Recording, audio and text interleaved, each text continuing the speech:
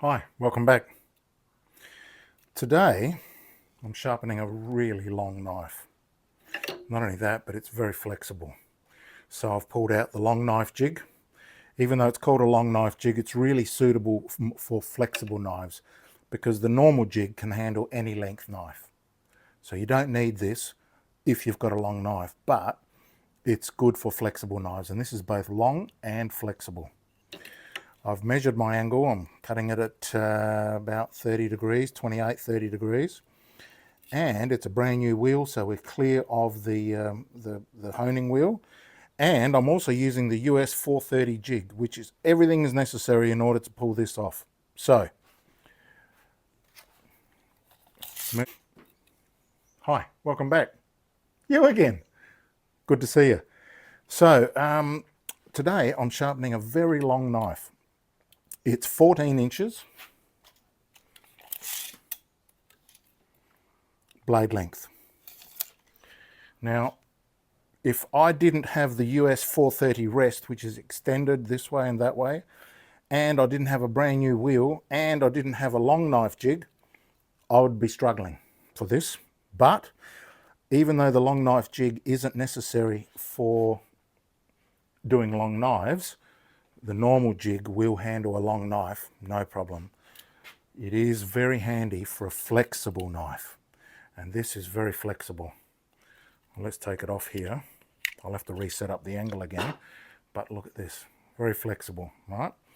And that's necessary to have the long knife jig so that it provides more support this end, that end. Here you've got the handle, so it can pass all the way along without bending too much. Even though it's bending a bit there, it'll bend less there, even though it's bending there. So you still have to be careful when you're doing really long flexible knives, but because it's a bit rare for a very long flexible knife, I thought I might bring you along and show you how I do it.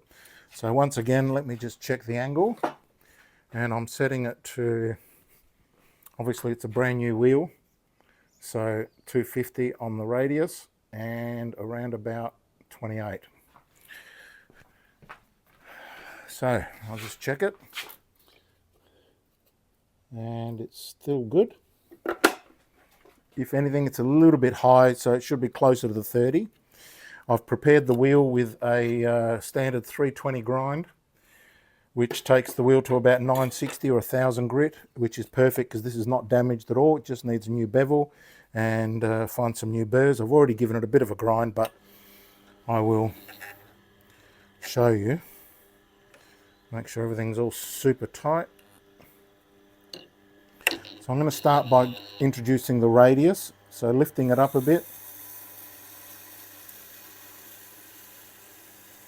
and using my little finger for support.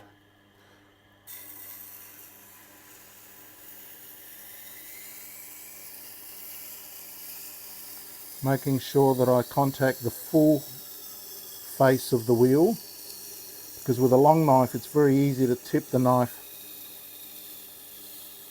and grind off the corner, which is still okay but less than ideal.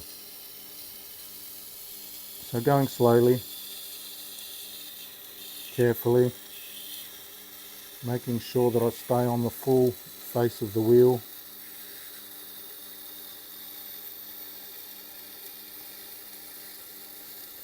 And you can see how far out I'm extended on the US 430 rest. I would have run off the edge of the normal rest by now. So I'm going to flip it over, do the tip, land the knife, there it is, and gently, again using my little finger for support,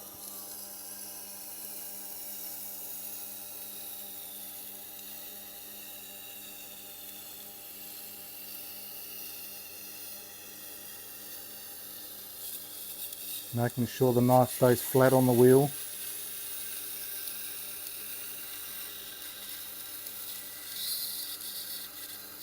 Nice. So a lot of things are important here. The stance, the stability. Make sure you're not going to run off the edge and fall away, and standing over here while you're reaching over there, or standing over here while you're trying to get across here. Stand in the middle of the wheel. Make sure, practice, like I used to be a welder, and I would always do this. I would run the bead without actually striking the arc to make sure that I can get to the full length of the weld, or come around the corner, or whatever I had to do. And that translates perfectly to sharpening. I'm pretty lucky like that. So I've already got a burr on here, so that's not the full grind. I did a bit of this work earlier before off camera, but I'll give it another pass so you can see it again. So I'm standing square, I'm rocking the jig, make sure I'm flat. Start on the radius, bring it down, flat on the wheel, using the little finger as support.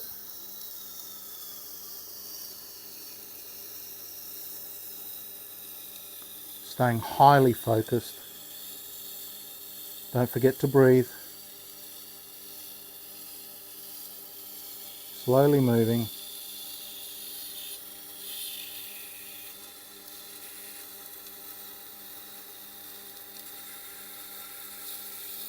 Taking it to the end.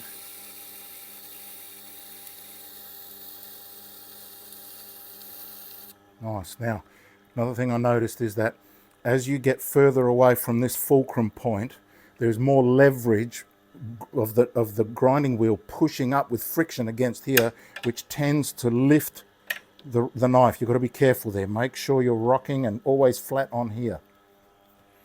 I'll try again from here. Start the tip, bring it around the radius, land it nicely, flat on the wheel. Watching the water will tell you. Here, I'll watch. See, I'm up on the heel there, no good. I'm up on this, not the heel, the corner of the wheel. All right, we don't want that. We want it to be full face on the face of the wheel. Using all of it.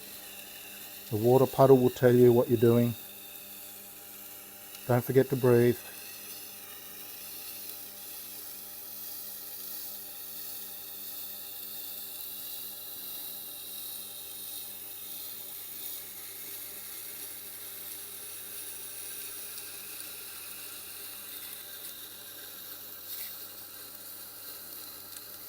Nice.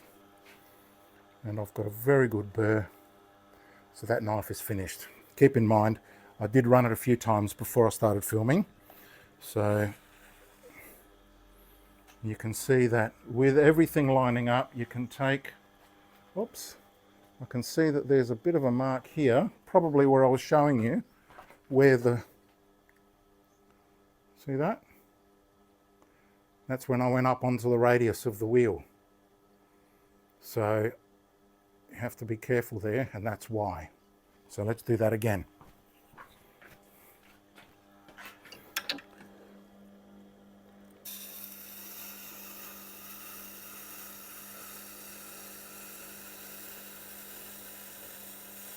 My little finger is pressing quite hard down onto the wheel. Now I'm relaxing the little finger and pressing more in my center fingers. And now we're into the middle of the jig, so there's plenty of support there. Past the middle. And now there's a chance we could get a bit wonky, so I'm focusing on my thumb here to make sure that I keep that wheel. Oops, lift my wrist. Come past the rest. By now I'll be getting close to the edge of the standard rest, but I've got plenty of room on the US 430. Nice. And did we get rid of that? Yes, we did. So it doesn't take much to it up, and it doesn't take much to fix it up. So let's have another look, make sure that's gone.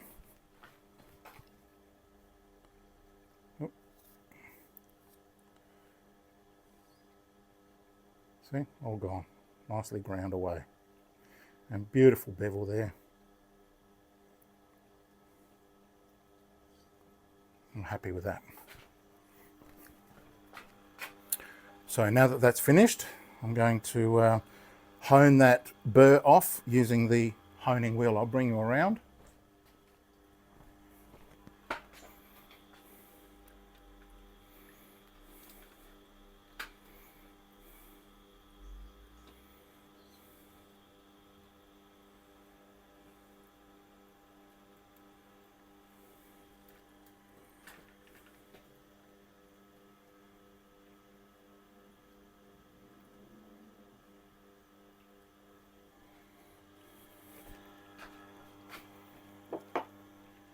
Always give it a fresh coat, because as Outdoors 55 reminds us, this stuff doesn't last long.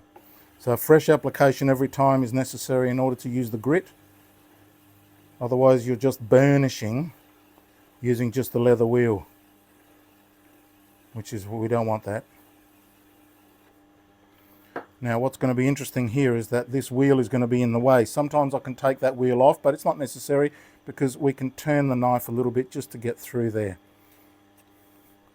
Make sure I do the burr, back of the burr first, so the burr's pointing up. Careful you don't touch that wheel.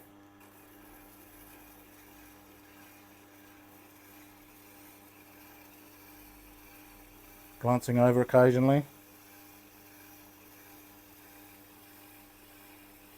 And once you're clear, you can straighten the knife back up.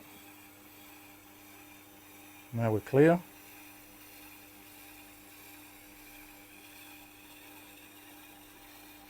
Making sure you're just off that bevel.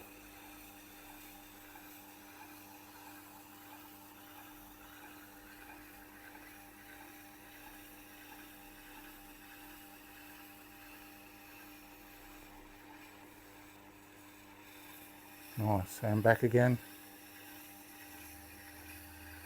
Pushing medium hard.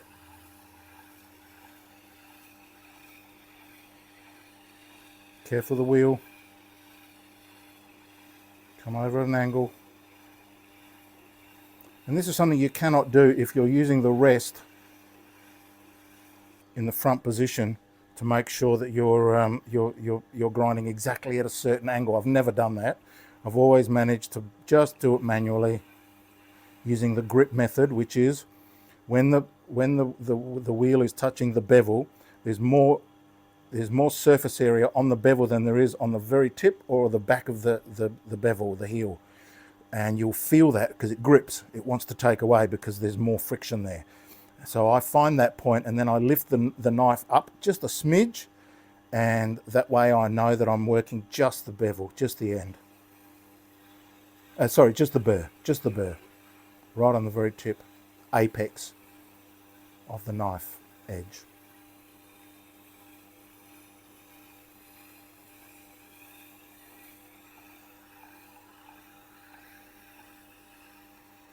That's enough on that side. So find the gripping point, there it is, lift it up a bit.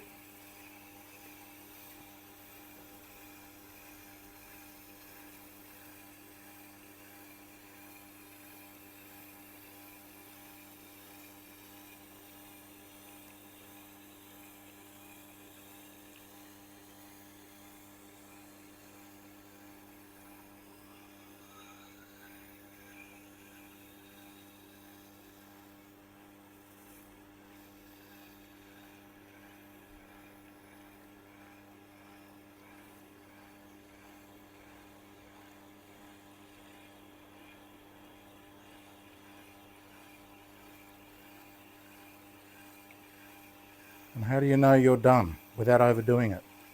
I use the fingernail test. It looks pretty horrific, but it's not really. I do all my testing on this nail and look, it's fine. So I just run it and I feel for roughness. Any roughness is obviously burr, any smoothness is obviously apex, and that is full smooth all the way. Oh, a little bit left on that tip.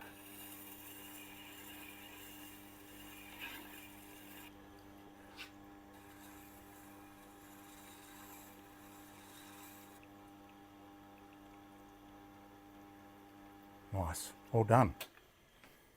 So I wipe it off. And then we head over to the bench and test it with different papers. I'll start off with magazine paper, which is thin and glossy.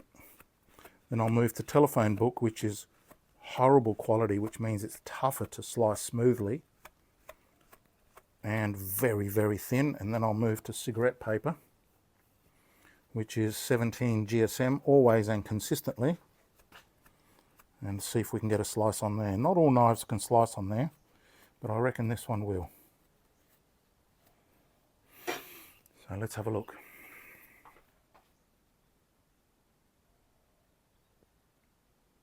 Lots going on today.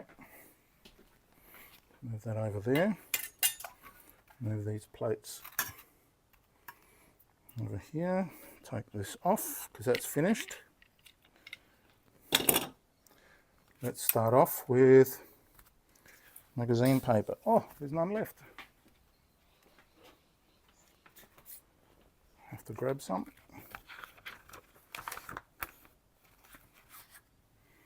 Grab a knife, any knife. I'll grab my cleaver.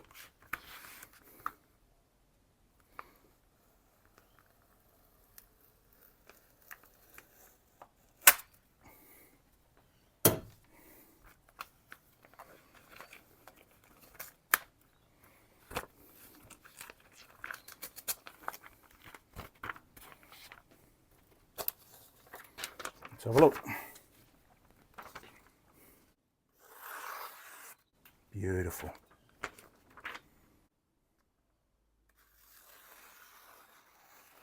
Nice. Grab some telephone book paper. See how this goes. Oh, magnificent. Beautiful. Let's grab some cigarette paper. Now I'm not going to be able to do the whole length, but I'm going to use a sample size. See how we go.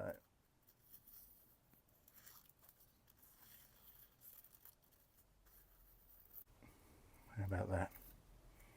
And that's how you do a really long knife that's flexible on the Tormek. Hope you enjoyed that. See you next time. Subscribe, don't be shy, hit the button.